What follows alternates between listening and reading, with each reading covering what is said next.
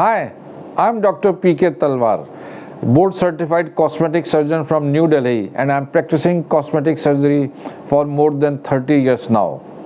Previously, I was attached to Apollo and Max hospitals, and now I'm running my own cosmetic laser surgery center at Greater Kailash Park, New Delhi. हमारे एक viewer का comment आया है कि लड़कियों में confidence के लिए क्या ब्रेस्ट का साइज़ बड़ा होना ज़रूरी है क्या, और जो इंडियंस हैं बड़े दकियानूसी हैं इस बारे में। तो ये उनका सोचना था कि how disgusting are Indians because we are relating the size of breast to the motivation और confidence of a woman। तो देखिए ऐसा नहीं है।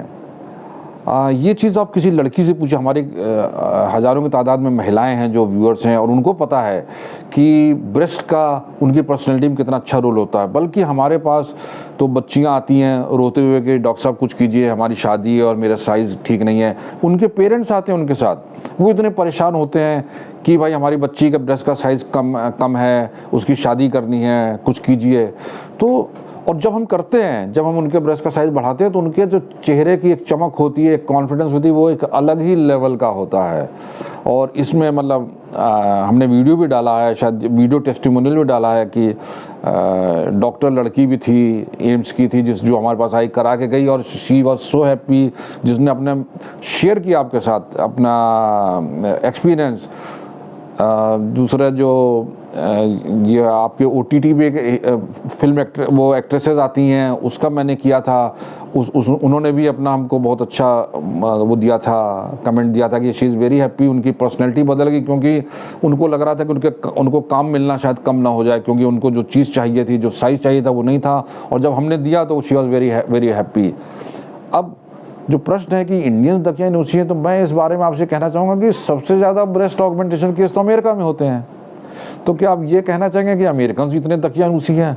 लाखों की संख्या में हर साल यूरोप और अमेरिका में ब्रेस्ट ऑगमेंटेशन होते हैं, इंडिया से कई गुना ज़्यादा।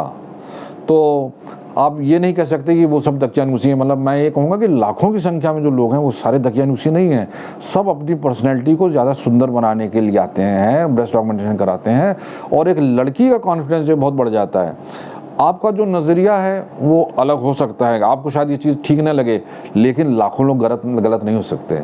अगर ऐसा होता तो मेडिकल साइंस डेवलप ही नहीं होती, ना ब्रेस्ट इम्प्लांट डेवलप होते, ना इस तरह की टेक्नोलॉजी डेवलप होती।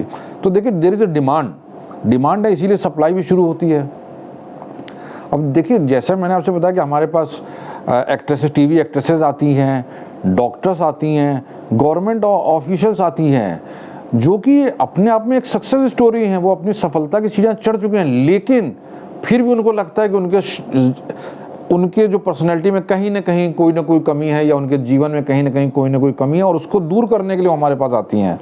तो ये आप नहीं कह सकते कि वो लोग हमसे लेस इंटेलिजेंट हैं, या वो हमसे हमारे अपेक्षा ज़्यादा दकियानूसी हैं। ये तो कहना बहुत गलत होगा। मुझे लगता है कि उन लाखों करोड़ों महिलाओं के साथ एक नाइंसाफ़ी होगी, एक अन्याय होगा कि अगर हम उन सबको दकियानूसी बोलें या उनके बारे में इस तरह की विचारधारा रखें। तो ये आपका अपना विचार है, लेकिन मैं इससे बिल्कुल सहमत नहीं हूँ। बल्कि मुझे पता है कि मैंने ट्रीट किए हैं ऐसे कई केसेस, मतलब सैकड़ों की तादाद में, जो हम लोग ब्रेस्ट ऑगमेंटेशन करते हैं, कि ये एक नेसेसिटी है।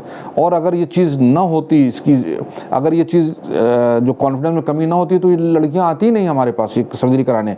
सो there is a huge demand for that, और डिमांड है इसलिए सप्लाई भी शुरू हुई, इसलिए इम्प्लांट्स पे भी डेवलपमेंट शुरू हुआ, और टेक्नोलॉजीज़ बढ़ी, नई टेक्नोलॉजीज़ आई, नए हम लोग इसके ऊपर सेमिनार्स होते हैं, बुक्स लिखी गई हैं।